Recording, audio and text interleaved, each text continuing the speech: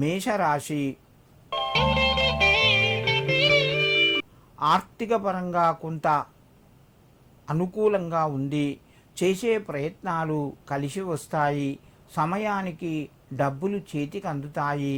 ముఖ్యమైన నిర్ణయాలు తీసుకుంటారు. విందు వినోదాలకు సంబంధించిన కార్యక్రమం లోపల పాల్గొంటారు. పై అధికారుల యొక్క ప్రోత్సాహము సంపూర్ణంగా మీకు లభిస్తూ ఉంటుంది.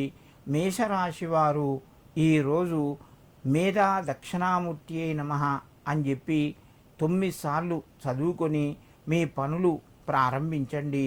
మీకు మరింత శుభయోగం కలుగుతూ ఉంటుంది. వృషభ రాశి ఈ రాశి వారికి ఈరోజు కొంత కలిసి వస్తుంది. ప్రయత్నాలు ఫలిస్తాయి. కొత్త నిర్ణయాలు తీసుకుంటారు. సమయానికి డబ్బు చేతికి వస్తుంది.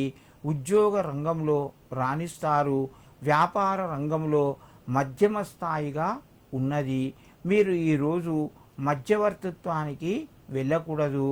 ముఖ్యమైన నిర్ణయాలు కొన్ని వాయిదా వేసుకోవడం మీకు కలిసి వస్తుంది.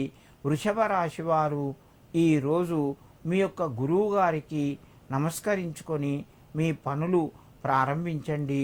మీకు మరింత శుభయోగం కలుగుతూ ఉంటుంది. మిథున రాశి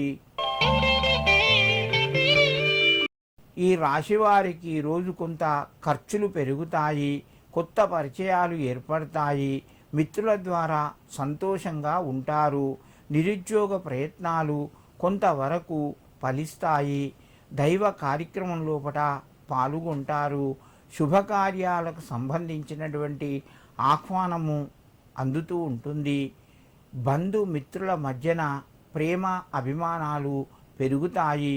మిథున రాశి వారు ఈరోజు గురు దత్తాత్రేయాయ నమః అని చెప్పి దత్తునికి నమస్కరించుకొని మీ పనులు ప్రారంభించండి. మీకు మరింత శుభయోగం కలుగుతూ ఉంటుంది.